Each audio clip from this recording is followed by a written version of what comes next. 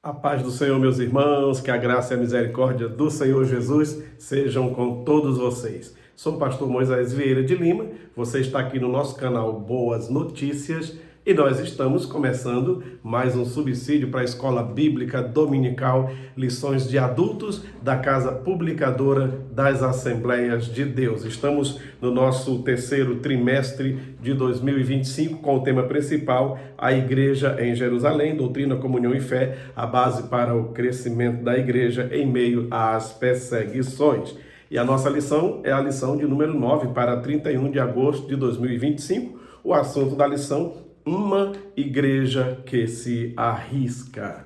Uma igreja que se arrisca. E diz-nos assim o nosso texto áureo: mas ele, estando cheio do Espírito Santo e fixando os olhos no céu, viu a glória de Deus e Jesus que estava à direita de Deus. Atos 7:55. A verdade prática: a igreja foi capacitada por Deus para enfrentar o mundo que é hostil à sua fé e valores. Graças a Deus, né? Muito bem, a nossa leitura bíblica em classe está em Atos capítulo 6, 8 ao 15, depois capítulo 7, 54 ao 60. Vamos fazer a leitura. Diz-nos assim a palavra do Senhor. E Estevão, cheio de fé e de poder, fazia prodígios e grandes sinais entre o povo. Levantaram-se alguns que eram da sinagoga chamada dos libertos, e dos sireneus, e dos alexandrinos, e dos que eram da Cilícia e da Ásia, e disputavam com Estevão. E não podiam resistir à sabedoria e ao espírito com que falava. Então subornaram uns homens para que dissessem: ouvimos-lhe proferir palavras blasfemas contra Moisés e contra Deus. E excitaram o povo, os anciãos e os escribas, e investindo com ele o arrebataram e o levaram ao conselho. Apresentaram falsas testemunhas que diziam: este homem não cessa de proferir palavras blasfemas contra este santo lugar e a lei. Porque nós lhe ouvimos dizer que esse Jesus Nazareno há de destruir este lugar e mudar os costumes que Moisés nos deu. Então, todos os que estavam assentados no conselho, fixando os olhos nele, viram o seu rosto como o rosto de um anjo. Atos 7:54 a seguir. E, ouvindo eles isto, enfureciam-se em seu coração e rangiam os dentes contra ele. Mas ele, estando cheio do Espírito Santo e fixando os olhos ao céu, viu a glória de Deus e Jesus que estava sentado à direita de Deus. E disse: eis que vejo os céus abertos e o Filho do Homem que está em pé à mão direita de Deus. Mas eles gritaram com grande voz, taparam os ouvidos e arremeteram unânimes contra ele. E expulsando-o da cidade, o apedrejavam. E as testemunhas depuseram as suas vestes aos pés de um jovem chamado Saulo. E pondo-se e apedrejaram Estevão, que em invocação dizia: Senhor Jesus, recebe o meu espírito. E pondo-se de joelhos, clamou com grande voz: Senhor, não lhes imputes este pecado. E tendo dito isto, adormeceu. Muito bem. Ao longo da história da igreja, a igreja sempre enfrentou oposição, mas assim como Estevão, somos chamados a permanecer firmes na fé. Diante das dificuldades, devemos lembrar de que nosso compromisso com Cristo pode exigir sacrifícios, mas a fidelidade a Ele nos garante a vitória eterna. A palavra-chave desta lição é martírio. Martírio. E diz-nos assim a nossa introdução. Estevão é um modelo para todo cristão e, sem dúvida, serve de modelo para a igreja do Senhor. Observamos que a perseguição a Estevão e seu consequente martírio marcam um momento decisivo na história da igreja cristã, quando a igreja sai para fora dos muros de Jerusalém para alcançar o mundo. Estava tendo, portanto, cumprimento das palavras de Jesus de que a igreja seria testemunha tanto em Jerusalém, Judeia, Samaria e até os confins da terra. Bom, essa nossa lição está subdividida em 3 tópicos principais. Primeiro, Estevão e a igreja que tem a sua fé contestada. Segundo, Estevão e a igreja que defende a sua fé. E terceiro, Estevão e o martírio da igreja. No nosso primeiro tópico, Estevão e a igreja que tem a sua fé contestada. Nós vemos aqui que o levante que aconteceu contra Estevão aconteceu exatamente logo após ele fazer prodígios e grandes sinais entre o povo. E diz-nos aqui o texto que ele era cheio do Espírito Santo. Era um dos diáconos, mas antes de ser diácono ele já era evangelista. Ele já tinha recebido a mesma incumbência dos demais, ide por todo mundo, pregar o evangelho, fazer discípulo de todas as nações. Muito provavelmente ele participou daquela equipe que foi de 2 em 2, os 70, que foram enviados de 2 em 2. Então ele já era um evangelista, um pregador da palavra, que também foi escolhido para ser diácono. Bom, esse obreiro, Deus usou poderosamente, como diz aí o texto, de Atos 6 e 8, em prodígios e grandes sinais entre o povo. E isso incomodou.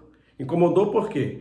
Porque Estevão, assim como outros, estavam realizando as mesmas obras que Jesus realizava. E foi isso que Jesus disse. Olha, eu vou para o Pai, mas vocês vão continuar fazendo a obra aí. A autoridade que Ele me deu, a mesma responsabilidade, a mesma tarefa, eu passo para vocês. Vão lá, purifica os leprosos, cura os enfermos, expulsa os demônios. Eu creio que era exatamente isso que Estevão estava fazendo. Aqui não entra em detalhes, só diz que fazia prodígios e grandes sinais. E se era esse o papel dos discípulos, então eu creio que ele estava exatamente fazendo isso, curando enfermos, expulsando demônios, fazendo o aleijado andar e tudo mais. E isso incomodou, por quê? Acreditava-se que matando Jesus, crucificando Jesus e tudo mais, fazendo, quem sabe, a influência de Jesus desaparecer ali, acabaria todo aquele movimento, a igreja que estava iniciando. Matando Tiago, degolando, prendendo a Pedro e ameaçando, talvez fosse calar. Mas a igreja, que era a igreja que se arriscava. O martírio de Estevão não fez a igreja parar. As ameaças não fez a igreja parar, de forma nenhuma, certo? Tudo o que colocaram digamos assim, contra eles, talvez usando a lei de Moisés, usando outros argumentos para calar a boca da igreja, eles faziam ele dizer, mais importa obedecer a Deus do que aos homens. E aí onde estava o risco? Porque eram ameaçados de prisões, ameaçados de açoites, eram ameaçados de morte.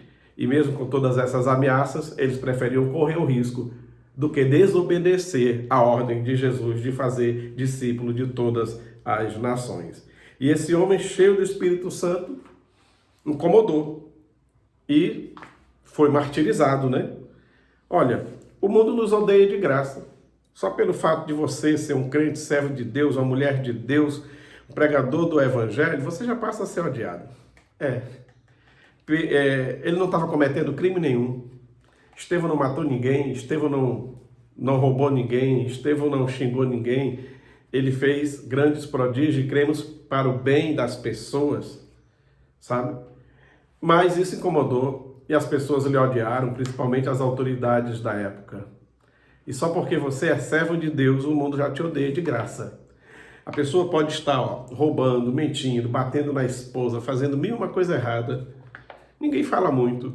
Agora, se essa pessoa que fazia isso tudo, entregar a sua vida a Cristo e agora passar a ser um pregador do Evangelho, os da família mesmo vão primeiro a dizer, cabra safado, agora diz que é crente. Olha um sem vergonha desse. Ou seja, ele nunca foi chamado de safado nem de sem vergonha quando batia na esposa, quando comprava e não pagava, quando caía bêbado nas mesas de bar dessa vida. Mas agora, homem de Deus, pregador do Evangelho, um bom marido, um bom esposo, um bom cidadão, e aí recebe o nome de safado, de sem vergonha e tudo. Por quê? Porque não é mais do mundo. Não é mais. Então, não cometeu crime nenhum o Estevão, mas era alguém que estava fazendo a diferença e preferiu assumir o risco. A fé cristã sempre será alvo, sempre, e objeto de ataque. Isso é normal. Na faculdade, nas escolas, no local de trabalho, você tem um servo de Deus de verdade, que é sal da terra e luz do mundo, pode ter certeza que vão fazer de tudo para que perca o sabor, vão fazer de tudo para que a sua luz se apague. Bom, então, não há religião no mundo, mais perseguida do que o cristianismo. Não há. Pode olhar em tudo que é pesquisa, em tudo que é livro, procure aí nas agências missionárias as informações. Não há religião mais perseguida do que o cristianismo. A Bíblia é o livro mais destruído, mais rasgado, mais queimado. Graças a Deus que também é o mais lido, o mais produzido, o mais vendido e o mais doado. É recordista em tudo a palavra de Deus. Então, até mesmo lá em Israel, os israelenses, os judeus, eles não se incomodam tanto se um judeu disser que é ateu. Eles não se incomodam tanto se um judeu, de repente, resolver ser muçulmano, sabia disso? Eles não se incomodam muito se um judeu resolver ser budista. Agora, se o judeu resolver ser cristão, meu irmão, a confusão está feita, sabe? Então essa é mais uma prova, até mesmo lá em Israel, o povo escolhido, ser cristão é complicado e não há religião mais perseguida do que o cristianismo em todos os lugares da terra.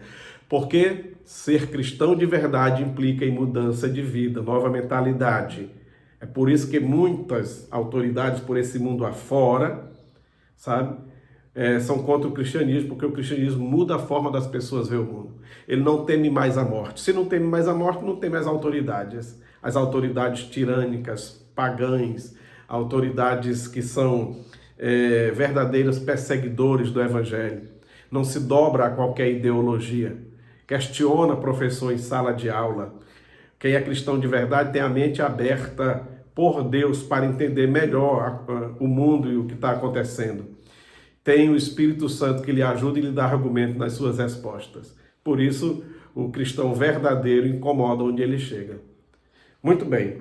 E com isso, não tem como não ser perseguido, tá? Mas ser cheio do Espírito Santo não nos impede de sermos também cheios de lutas e dificuldades. Olha quem era Estevão. Quando foi dito assim pelos apóstolos, escolhei dentre vós 7 homens, e deram as características, as qualidades desses homens, uma delas é que eles fossem cheios do Espírito Santo. Então ele já era cheio do Espírito Santo, quando foi chamado para ser diácono. E mesmo sendo cheio do Espírito Santo, fazendo sinais e prodígios e tudo, sendo um cidadão de bem, isso não lhe impediu que ele também fosse cheio de lutas, dificuldades, de perseguições, de afrontas e de calúnias. Isso pode acontecer com você e comigo a qualquer momento, a qualquer momento.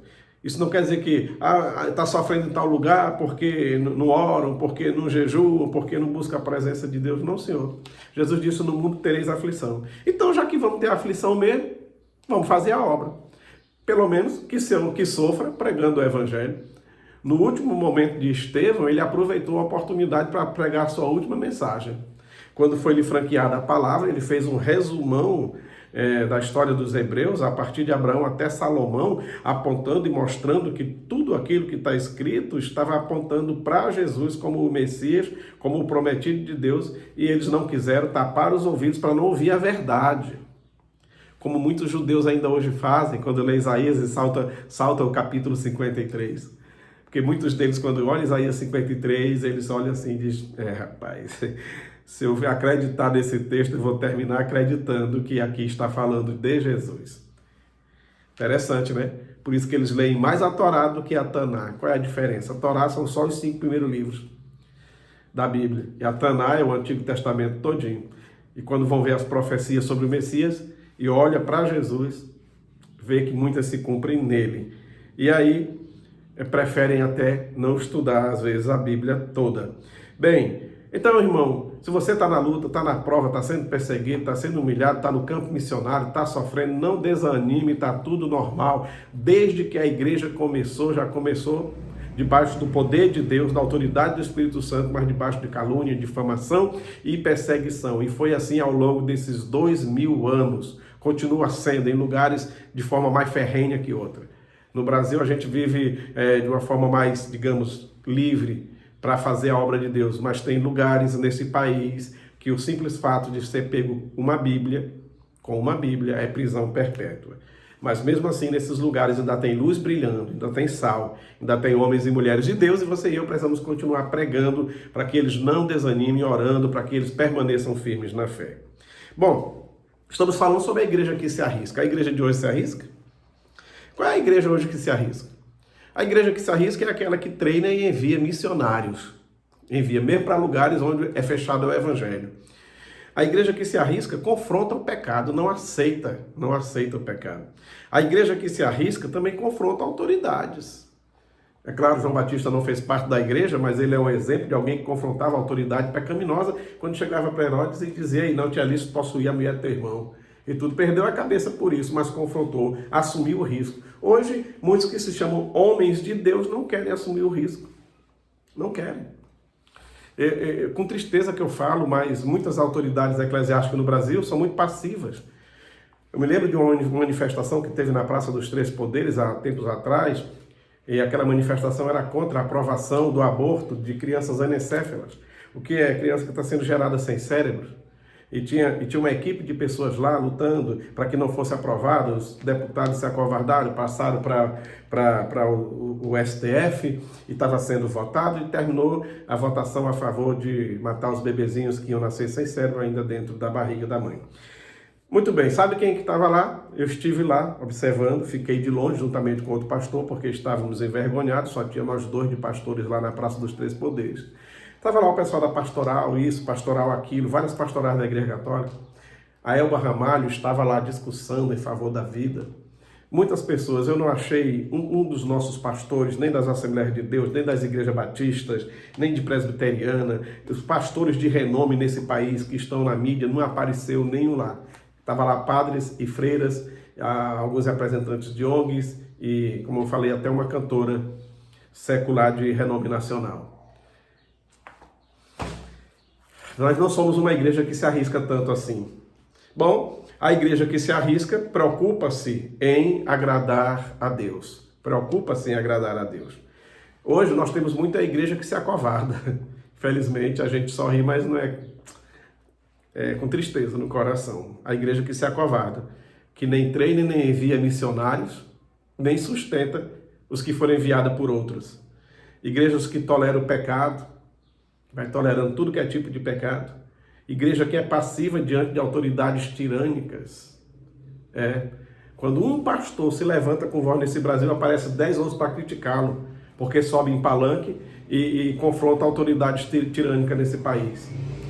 Cadê os outros pastores para estar ao lado dizendo: nós estamos juntos e orando pelo Brasil, né?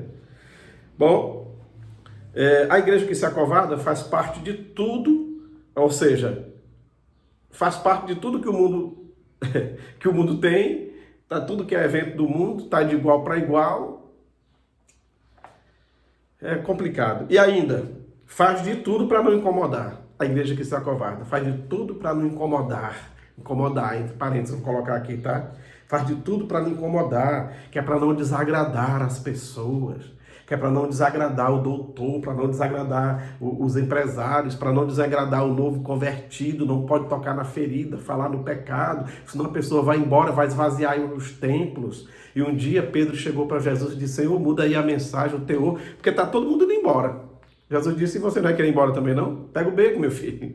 E ele: Senhor, para quem iremos nós, se só tu tens palavras de vida eterna? Mas hoje a gente quer criar uma igreja light, um evangelho light, que não incomoda, que não se arrisca com medo de perder público. A verdade é a verdade, o evangelho é o evangelho e não pode ser mudado, e a Bíblia tem que ser pregada do jeito que ela é. A igreja que se arrisca não muda a mensagem, continua pregando a verdadeira mensagem, dizendo que só Jesus é o caminho, só Jesus salva, só Jesus cura, só Jesus liberta e só nele há salvação. E qualquer outra forma aí é um arremedo, é um ajeitado que leva para o inferno do mesmo jeito. Não se tem salvação a não ser na pessoa bendita de nosso Senhor e Salvador, Jesus Cristo. Amém? Que o Senhor Deus nos abençoe e nos guarde no seu amor, que a sua escola dominical seja uma bênção, esteja lá, vá e leve mais alguém, e que todos nós estejamos crescendo na graça e no conhecimento do nosso Senhor. Obrigado por ter assistido, curta, compartilhe, comente, se inscreva no canal e muito obrigado pelo carinho e Deus te abençoe.